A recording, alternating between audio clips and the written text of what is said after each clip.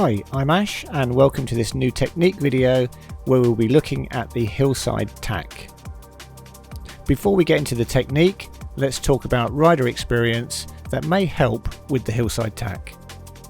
This is one of the more difficult manoeuvres to master. I consider it to be advanced level as not many intermediate foilers can do this in both directions. It requires quite a bit of commitment to the manoeuvre, and when you are learning is executed at high speed in order to give time to complete the wing transition and foil out the other side in toe side.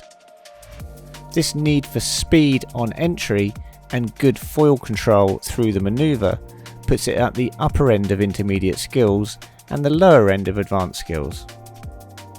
The toe side back to normal stance tack is easier, and you should have mastered this before attempting the hillside tack, particularly as the toe side tack requires less speed and a less aggressive body and wing movement to achieve.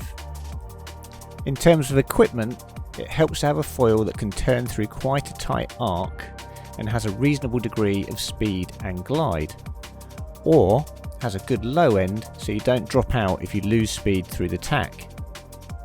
Two examples of foils that I found to be good for learning are the Duotone Glide 905 and the Duotone Whizz 1000. The Glide 905 has a good speed and is a very controlled foil that glides well out the other side of the tack. The Whizz has a super sharp turning circle and great low end. Both of these foils handle tip breaching very well, which is another good characteristic to have for this particular move, as you do turn the board quite sharply and aggressively, so tip breaches can often occur. These two foils are quite different, one with glide and speed and the other with great carve and good low end, which does highlight that the hillside tack can be achieved in different ways. Foils you don't want for this are slow, thick foils that don't carry speed, or foils that have high turn radius or don't handle tip breach as well. At least for the learning phase. Once you have the technique, it can be adapted to other foils. In terms of board, I haven't found any preference. I actually find it easier to do these on my long light wind board rather than my short high wind board. In terms of wing, 5 meters or less is preferable for size. Big wings are very slow to transition and create more drag. Also, it's worth noting that some wings are much better at hillside tacking than others. My personal recommendation would be the Duotone Slick as the best wing for this, or the Duotone Unit. Both are very good at tacking. Alternatively, the Ozone Flow was also a very nice wing to hillside tack. Wings that I found not so good are the F1 Strike V4 and the Slingshot Slingwing V4, which were both reluctant and difficult to control through the transition. The F1 Strike because of its wishy-washy soft handles, and that could be improved by using their semi-rigid handles or the hard handles. And the Slingshot tends to exert negative pressure through the wing transition, which can push you off the board backwards. Okay, that's everything on riders, skill levels required and equipment, so let's look at our first example of a hillside tack. Let's look at this first at full speed. So this is all going to happen very quickly. I'm travelling at speed upwind, I initiate the carve into wind, do the quick wing transition and then get the board hilled over back to toe side in order to sail away. When coming into our first attempt at a hillside tack, we want to be sailing on a good upwind reach, not so high that we lose speed, but as high upwind as possible without losing speed. We want to make the transition through the eye of the wind as short as possible, which is why we want to be sailing high upwind. The move initiates with a carve upwind, using our speed to carry us upwind and towards the eye of the wind. We want to hold this carve for as long as possible, as it wants to be a fairly aggressive carve angle. There is a fine line here because if you carve too hard, you can find yourself shooting through the eye of the wind and out the other side completely out of control. We hold this carve angle as long as possible until you reach the point that you know if you go any further you're going to backwind. The aim is to get to the eye of the wind. As we hit that point, we initiate the wing transition, The wing transition is the same arm and hand movements as we do during a toe side to normal stance tack. The difference is it's much faster and more aggressive movement of the hands, but also simultaneously we are pushing our hips forward and standing back up above the board. If we don't do this hip thrust and stand up, then we effectively just carve round into the eye of the wind and then fall in backwards. This is really where the hillside tack proves difficult, as the timing of the wing transition and the hip thrust to stand up needs to happen at the critical point in the carve as you hit the eye of the wind. If you leave it too late, then you get backwinded and fall in backwards. If you go too early, the wing transition will fail and you usually end up either coming off full heading directly into wind, or the wing doesn't make the transition and pulls you back out onto your normal stance and downwind. If you get the timing right, then as you stand up into toe side, the wing will have transitioned and a few small pumps of the wing should get you comfortably into toe side. You also must get the board under you and the correct board angle for sailing in toe side. This means that as you thrust your hips forward and stand up, the board goes from a fairly aggressive carve into a slight board angle the other direction for sailing in toe side. Lastly, throughout the whole transition, the head should be looking into the turn and where you are going. You cannot at any point afford to look at your hands or the wing handles. This will cause the whole thing to fail. Okay, so that all happened very quickly, even in slow motion. So let's look at another example. In this one, I'm going to focus a bit more on the hands and the head. We are once again pushing high upwind, and the wind is coming from a different direction to the previous example. I will highlight with a red circle where the wind is coming from again. As we carve into wind, the wing slowly raises up to above the head. The wing transition is initiated by the hands. It is a fairly strong throw of the front hand, followed by a backhand that lags behind the front hand slightly. The reason the backhand lags is because this movement of the front handle at a faster pace than the backhand is what initiates the wing flipping from one tip down to the other wing tip down. Also take note that the head is continuously looking into the turn and doesn't at any point look at the hands or the handles on the wing. So we're just going to look at that transition again, just looking at the hands but much slower this time.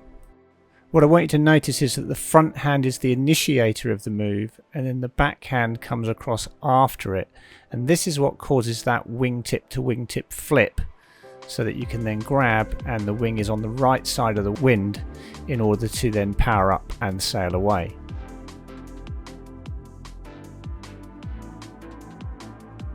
Now this point here is a critical point in the transition of the wing, and if your front hand isn't leading hard enough or your backhand isn't lagging behind enough at this point, then the wing may not transition and end up still facing the direction that you're currently travelling in rather than the new reach that you want to get onto. So if you fail to make that transition, one of the things that you can do at this point is to give a little push with the backhand away from you, as if you'd dipped the wingtip in the water and you do that kind of punching forward motion to lift the wingtip. Well, you can do that at this point in the tack. Just give that backhand a little shove away from you, and that will assist the wing some more in transitioning onto the new side of the board behind you, so that your wingtip is in the right place and you're now presented on the right tack for the wind to catch the wing and for you to sail out. Okay, for completeness, let's see that tack at full speed.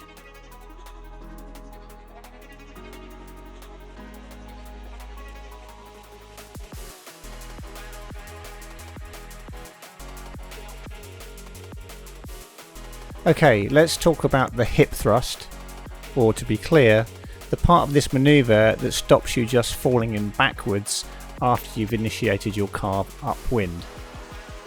What I want you to notice here is my body posture.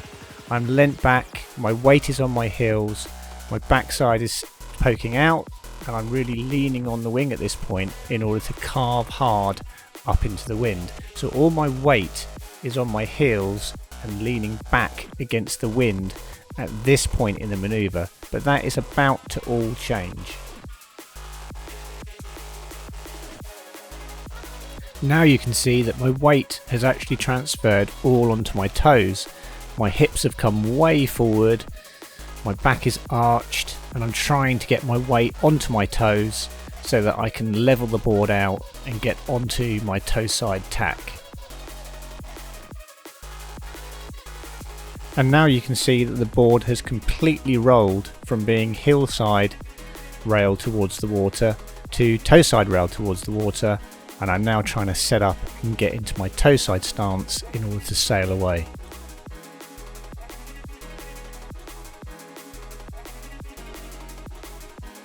And that's the full turn now completed, and I'm just settling into my toe side stance and gathering speed.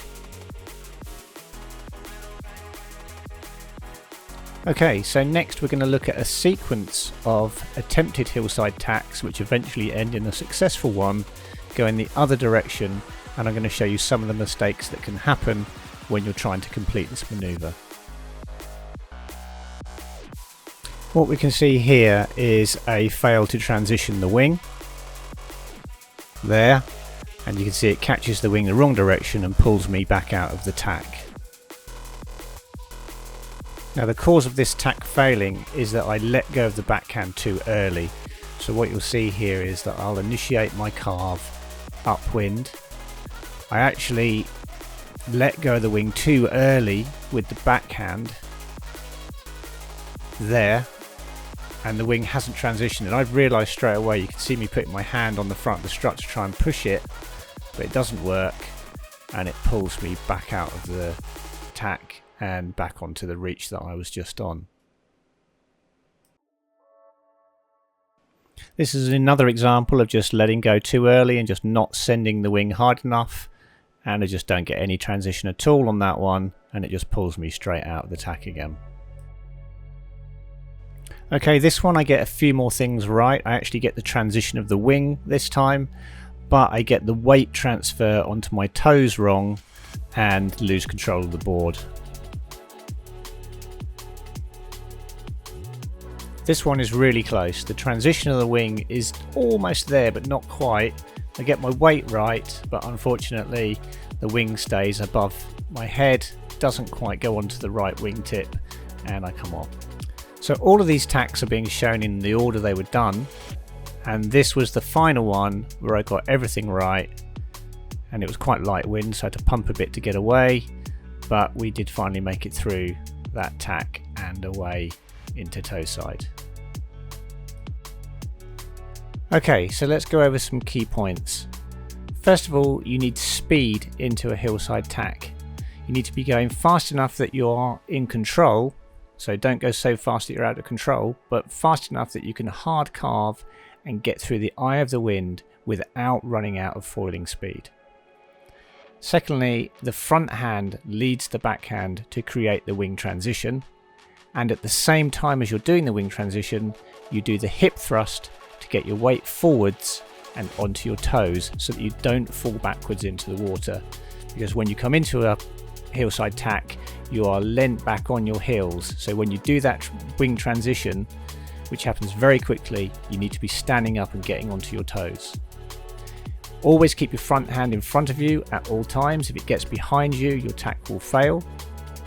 You can use the backhand to push the wing away from you to assist the wing transition as you're doing the transition, and use a fast foil with good glide or a foil that can carve hard so that you can get through the eye of the wind and onto your new tack as quickly as possible. I hope that's been useful and give you some good tips and guidance on how to do the hillside tack. If you can, please subscribe, as that really helps the channel, and I'll see you on the next video.